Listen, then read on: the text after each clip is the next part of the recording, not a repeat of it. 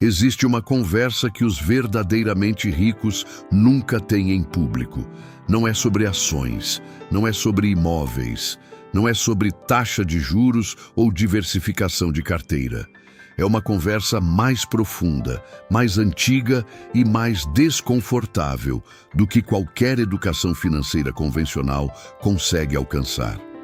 É a conversa sobre o que separa as pessoas que constroem riqueza real daquelas que passam a vida inteira correndo atrás dela sem jamais alcançar. E essa conversa foi registrada há mais de 2000 anos, não em livros de finanças, não em cursos de investimento, mas nas cartas, nos diários e nos tratados filosóficos dos estoicos. Pensa comigo por um momento. Sêneca acumulou uma fortuna equivalente a bilhões de dólares nos padrões atuais. Administrou mais riqueza do que a maioria dos governos do mundo antigo.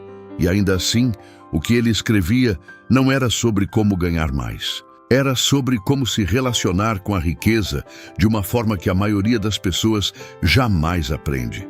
Marco Aurélio era o homem mais poderoso do mundo conhecido. Imperador de Roma, comandante de legiões, senhor de uma civilização que definia o padrão de toda a humanidade. E o que ele escrevia em seus diários, longe dos olhos do público? Reflexões sobre simplicidade, sobre controle interior, sobre como o verdadeiro poder não mora nas posses, mas na mente que as governa. Epicteto nasceu escravo.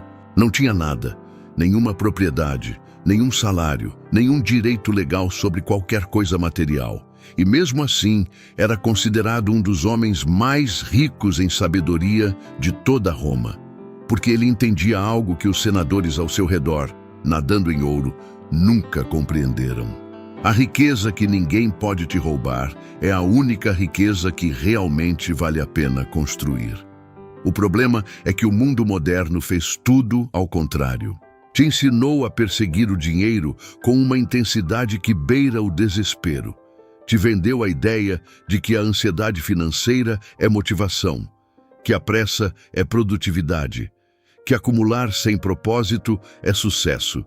E enquanto seguias esse roteiro, a prosperidade real continuava fugindo. Não porque você não trabalhava o suficiente, mas porque ninguém te ensinou as leis que verdadeiramente a governam. Hoje isso muda, porque hoje vou te revelar as 10 leis estoicas da prosperidade que os ricos nunca revelam.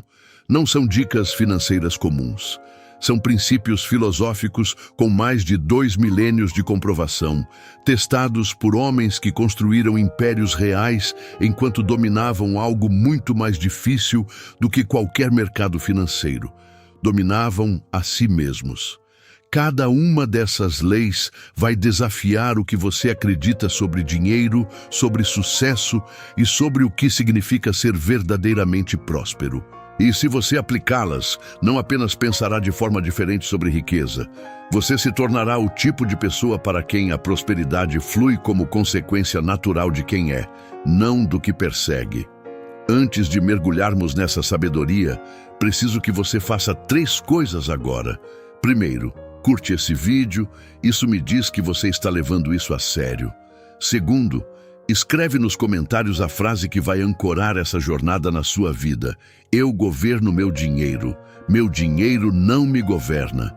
Terceiro, compartilha com alguém que está travado financeiramente e precisa ouvir isso. E se ainda não está inscrito neste canal, inscreve agora, porque o que vem a seguir pode ser a informação mais transformadora que você vai receber esse ano. Número 1. A lei da riqueza que ninguém pode confiscar. Há uma experiência que Epicteto descreveu que precisa te parar agora. Ele viveu décadas sem possuir nada legalmente. Cada objeto que tocava pertencia ao seu senhor. Cada hora do seu dia era controlada por outro homem. Em termos puramente materiais, era um dos seres humanos mais empobrecidos da Roma antiga. E ainda assim, em seus ensinamentos, registrava algo que desconcertava os senadores e comerciantes que vinham ouvi-lo falar, que se sentia mais livre do que a maioria dos homens livres que conhecia, porque havia descoberto que existe uma forma de riqueza que nenhum senhor, nenhum imperador e nenhuma circunstância pode confiscar. É a riqueza que mora na faculdade de julgamento, na capacidade de escolher como reagir ao que acontece, na liberdade interior de decidir o que tem valor e o que não tem. Epicteto ensinou que a pobreza mais devastadora não é a ausência de dinheiro, é a escravidão aos julgamentos errados sobre o que torna a vida boa. O homem que precisa de aprovação para se sentir rico é mais pobre do que o escravo que não precisa de nada além da própria consciência clara. Pensa nas pessoas que ganham fortunas e as perdem em anos. Não perderam o dinheiro porque eram incompetentes. Perderam porque sua identidade estava tão colada ao saldo bancário que, quando os números caíram, a mente desmoronou junto. Sem a âncora interior, qualquer montanha de dinheiro é só uma questão de tempo antes de virar pó. Agora pensa nos que perdem tudo e reconstroem em dobro. Não é sorte. É que esses homens e essas mulheres possuem algo que o dinheiro não pode comprar e a falência não pode destruir. Uma riqueza interior que funciona como o sistema operacional de tudo que constroem. Sêneca escreveu em uma de suas cartas que o filósofo não é perturbado pela pobreza, porque ele nunca confundiu a pobreza com a miséria. Miséria é um estado da mente. Pobreza é apenas uma circunstância temporária. Marco Aurélio, nas suas meditações, voltava repetidamente a esse tema, que os bens externos são emprestados pela fortuna e podem ser retirados a qualquer momento. Os bens internos, construídos pelo caráter, pelo estudo e pela disciplina, são permanentes. A lei da riqueza que ninguém pode confiscar começa com uma pergunta honesta. Se você perdesse tudo amanhã, o que restaria de você? Suas habilidades, seu julgamento, sua capacidade de aprender e reconstruir, sua rede de relacionamentos genuínos construída ao longo de anos? Se a resposta for sólida, você é mais rico do que imagina. Se a resposta te apavora, então o trabalho mais urgente não está na sua conta bancária. Está no que você está construindo dentro de si.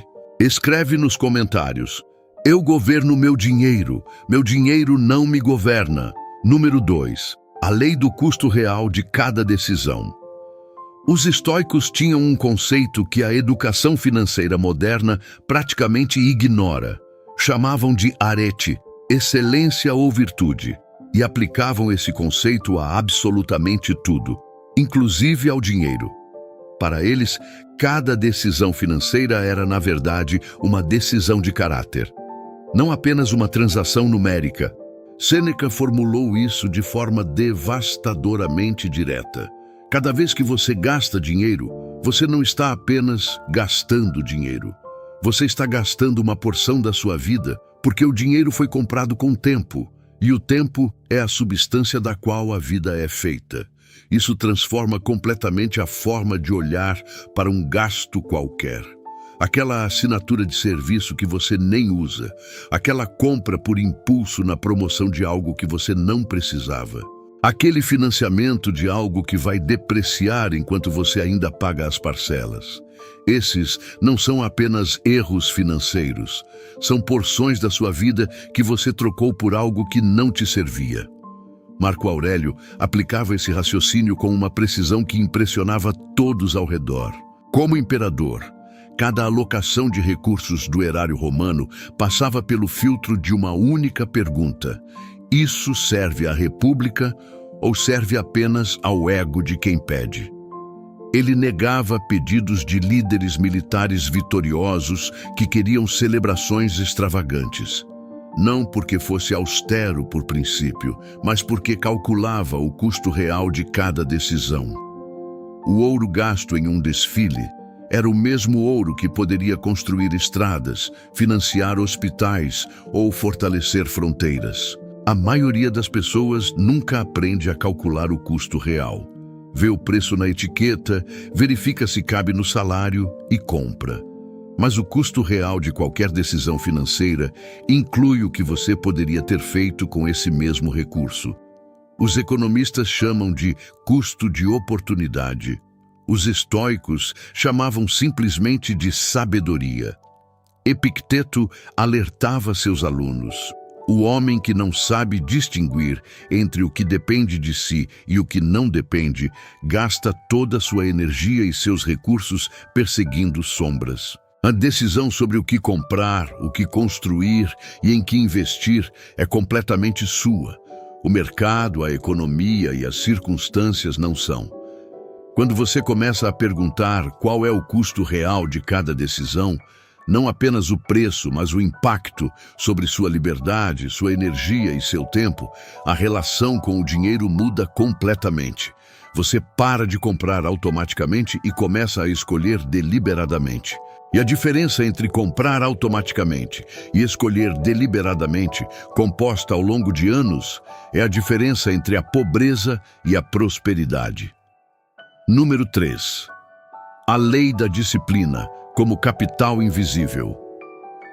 Existe uma forma de capital que não aparece em nenhum balanço financeiro, que nenhum banco avalia e que nenhum investidor consegue enxergar de fora.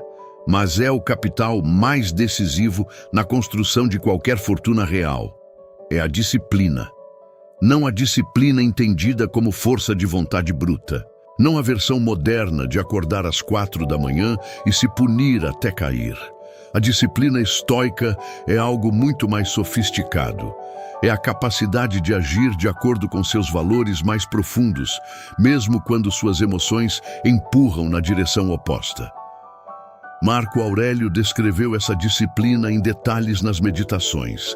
Ele escrevia sobre o momento em que a cama está quente e o dia está frio, e a mente fabrica 1000 razões para ficar.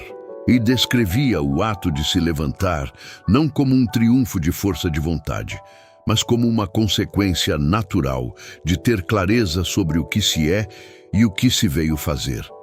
Quando você sabe quem é, agir de acordo com isso não é difícil.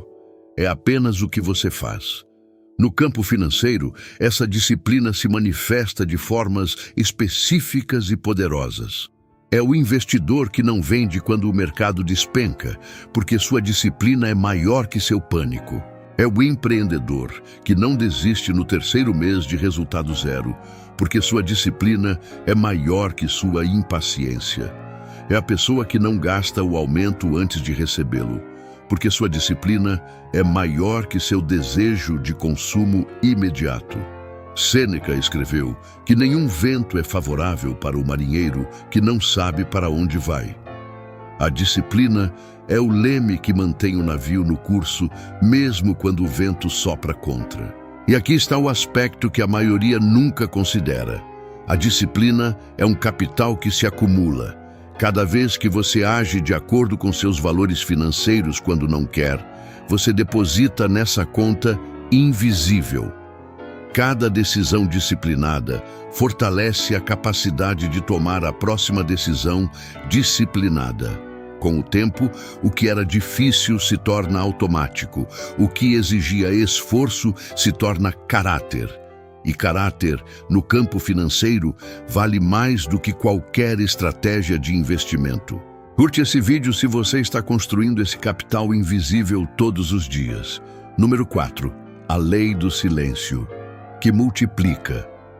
Em uma época em que tudo é documentado, publicado e celebrado publicamente antes mesmo de acontecer de verdade, os estoicos praticavam um princípio que parece radical: silêncio estratégico sobre as conquistas financeiras. Não era humildade performática, não era fingir que não tinha. Era uma compreensão profunda de que a energia gasta em exibir riqueza é energia roubada da construção de mais riqueza. Epicteto observou que o homem que precisa que os outros saibam o quanto tem, ainda não tem o suficiente dentro de si para se sentir seguro.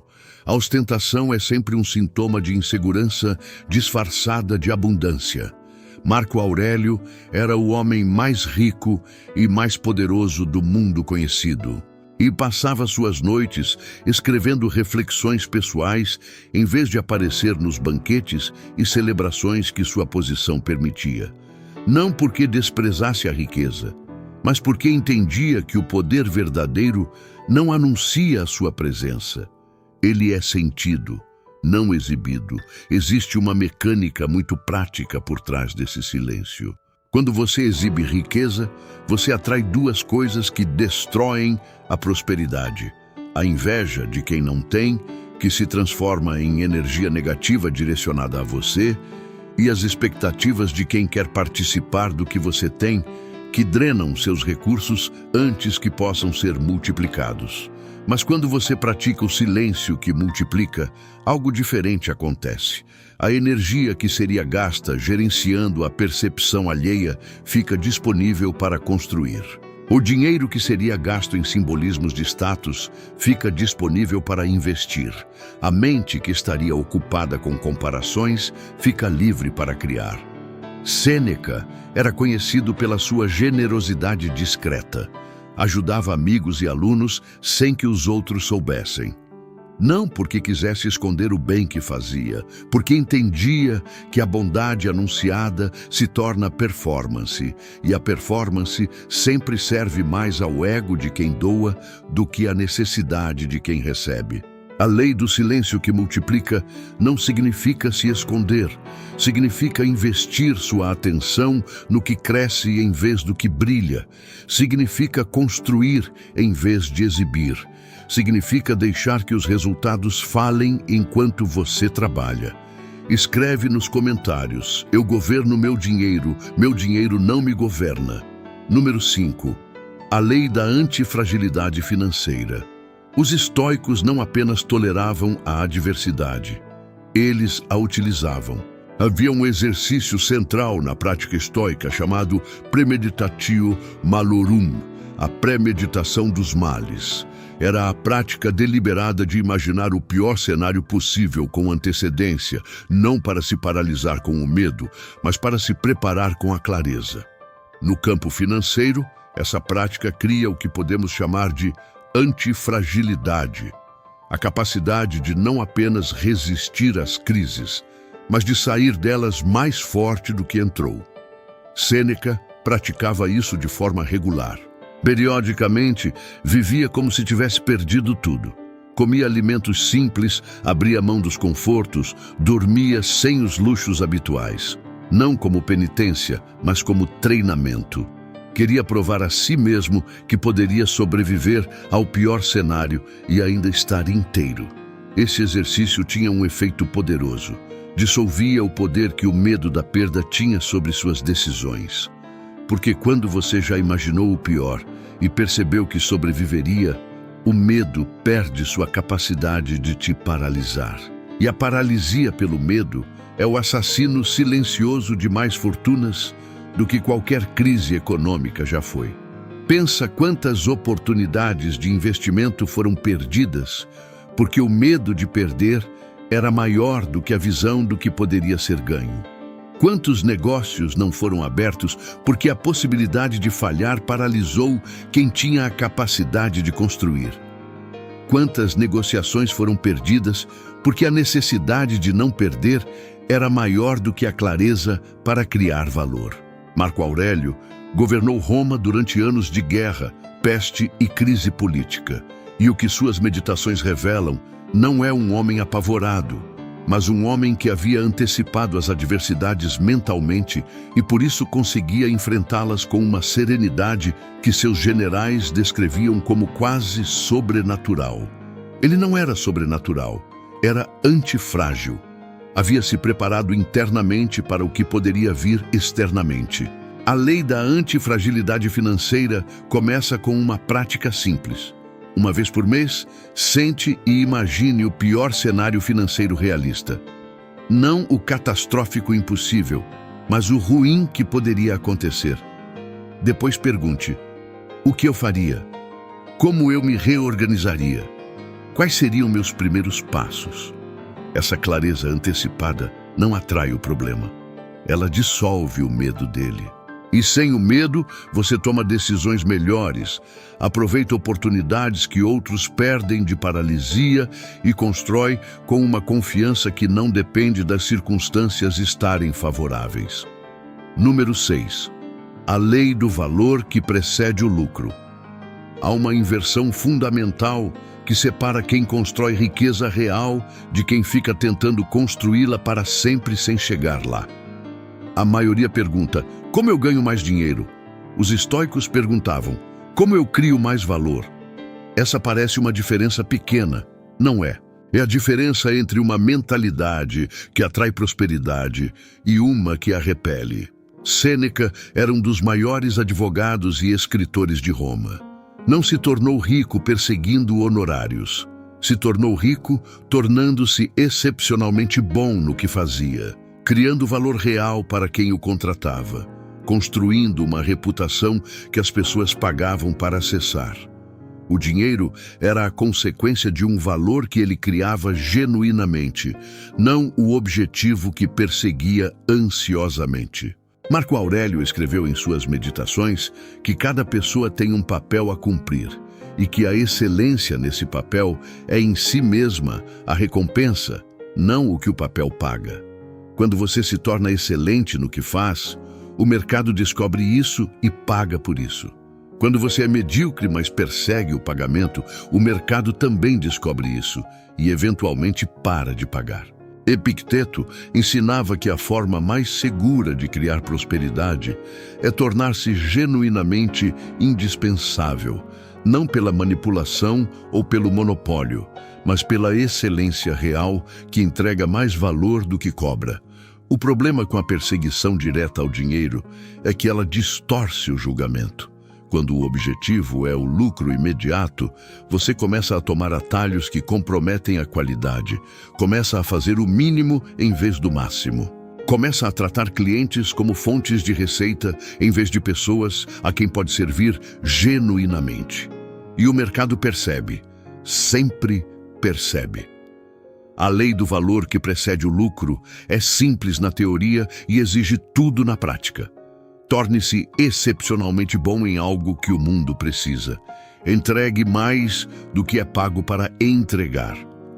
Construa a reputação de alguém que resolve problemas reais com competência real. Quando você é genuinamente valioso, não precisa perseguir oportunidades. As oportunidades te encontram. Curte esse vídeo agora e compartilha com alguém que está trabalhando duro, mas sentindo que o esforço não está se convertendo em prosperidade. Essa lei pode mudar o ângulo de tudo.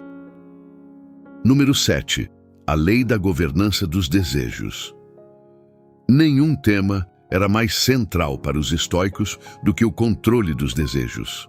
E nenhum tema é mais urgente no mundo atual, onde bilhões de dólares são investidos todos os anos especificamente para criar em você desejos que você não tinha antes de ver o anúncio.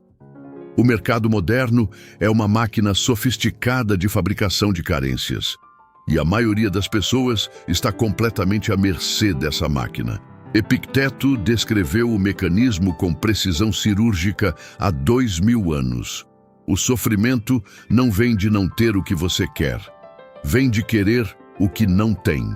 Quem governa seus desejos, governa sua paz. E quem governa sua paz, governa sua vida financeira, porque decisões tomadas em paz são incomparavelmente melhores do que decisões tomadas em ansiedade. Marco Aurélio viveu rodeado de todos os luxos imagináveis do Império Romano e escolhia conscientemente quais desses luxos realmente quereria consumir. Não porque fosse asceta por princípio, mas porque havia treinado sua capacidade de avaliar o que realmente adicionava valor à sua vida e o que era apenas barulho de consumo. Ele escreveu que o homem que distingue entre o necessário e o supérfluo nunca é pobre, independentemente do que possui. E o homem que não faz essa distinção nunca é rico, independentemente do quanto acumula. Sêneca praticava o que chamava de resistência deliberada ao desejo. Quando sentia vontade de algo caro e desnecessário, esperava. Não comprava no impulso, deixava o desejo envelhecer e observava se ele sobrevivia à reflexão ou se evaporava quando a emoção inicial passava. Na maioria das vezes, evaporava. Isso não é privação, é governança. É a diferença entre ser controlado pelos seus impulsos e tomar decisões alinhadas com o que você realmente quer para a sua vida. A lei da governança dos desejos tem um efeito direto e poderoso nas finanças. Quando você compra menos do que não precisa, sobra mais para investir no que importa. O capital liberado pela governança dos desejos é o mesmo capital que, direcionado com sabedoria, constrói liberdade financeira real. A prática é simples. Antes de qualquer compra não essencial, espera 48 horas. Não discute consigo mesmo. Não busca justificativas. Apenas espera. E depois, decide com uma mente que não está mais no pico do impulso. Essa única prática, composta ao longo de anos, pode representar dezenas de milhares de reais redirecionados de consumo impulsivo para a construção deliberada. Escreve nos comentários: eu governo meu dinheiro não me governa. Número 8. A lei das redes de valor mútuo. Os estoicos eram profundamente sociais. Apesar da imagem popular de filósofos solitários contemplando o universo. Sêneca escreveu centenas de cartas para amigos, alunos e colegas, não por obrigação social, mas porque compreendia algo que a maioria subestima dramaticamente, que a prosperidade individual é inseparável da qualidade dos relacionamentos que a cercam. Nenhuma fortuna significativa é construída em isolamento. Toda a riqueza real que já existiu foi construída em rede, em parcerias, em confiança acumulada ao longo de anos de valor mútuo entregue consistentemente. Marco Aurélio escreveu que o ser humano é um animal político, e não no sentido partidário do termo, no sentido de que somos fundamentalmente seres de comunidade, construídos para cooperar, para nos fortalecer mutuamente, para criar coletivamente o que nenhum de nós criaria sozinho.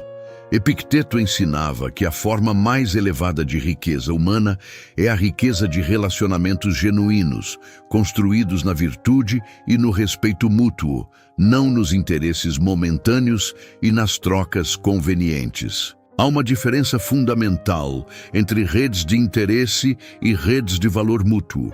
Redes de interesse são construídas quando as coisas vão bem e se dissolvem quando ficam difíceis. São transacionais, superficiais e frágeis. Quando você mais precisa delas, não estão lá.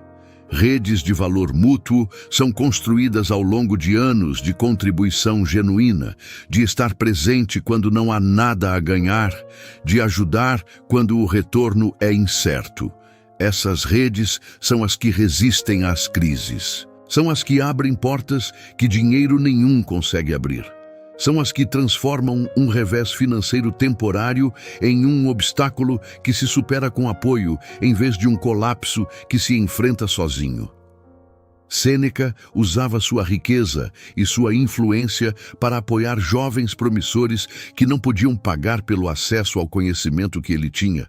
Não por filantropia performática, mas porque entendia que investir nas pessoas certas era o investimento com maior retorno de todos. Muitos dos homens que ele ajudou se tornaram figuras influentes que, por sua vez, fortaleceram o legado e a obra de Sêneca de formas que nenhuma quantidade de ouro poderia comprar. A lei das redes de valor mútuo começa com uma pergunta que vai na direção oposta do que o mundo atual nos treina a fazer. Em vez de perguntar o que eu posso obter dessa relação, perguntar: qual é o valor mais significativo que eu posso entregar a essa pessoa sem calcular o retorno? A resposta a essa pergunta aplicada consistentemente ao longo do tempo, constrói o tipo de rede que sustenta prospera a prosperidade nos bons momentos e a reconstrói nos difíceis. Número 9. A lei da perspectiva como vantagem competitiva. Marco Aurélio tinha um exercício mental que praticava regularmente e que chamava de visão de cima, a capacidade de se elevar mentalmente acima das circunstâncias imediatas e ver a situação de um ponto de vista mais amplo. Quando enfrentava uma crise política, subia mentalmente e perguntava: em 10 anos, qual será a importância real dessa decisão? Em 100 anos, o que desta crise permanecerá relevante? Essa perspectiva ampliada não era escapismo, era uma ferramenta de clareza. Porque quando você está dentro do problema, o problema parece maior do que é. Quando você sobe acima do problema, consegue ver o caminho que não era visível de dentro. No campo financeiro, a perspectiva é uma vantagem competitiva extraordinária que a maioria das pessoas desperdiça completamente. Pensa no investidor que entra em pânico quando o mercado cai 20%. Ele está dentro do problema. Só consegue ver a perda imediata, a dor do momento, o medo do que pode vir. E toma decisões baseadas nesse ângulo restrito, vendendo no pior momento, cristalizando o prejuízo, saindo justamente quando deveria estar entrando. Agora, pensa no investidor que sobe acima do problema e pergunta, historicamente, quanto tempo levou para este mercado se recuperar? Quais as empresas que comprei continuam fundamentalmente sólidas? O que um investidor com perspectiva de 20 anos faria agora? Esse ângulo mais amplo produz decisões completamente diferentes. E ao longo do tempo, a acumulação dessas decisões melhores é o que separa quem constrói riqueza real de quem fica preso em ciclos de comprar caro e vender barato, movido pelo pânico. Sêneca escreveu que a maioria dos homens sofre mais na imaginação do que na realidade. O problema que parece catastrófico quando visto de perto, raramente é o que parece quando visto de uma perspectiva mais longa e mais ampla. Epicteto acrescentou: a causa de quase todo sofrimento humano é a falha em distinguir entre o que é grandioso e o que apenas parece grandioso de onde estamos.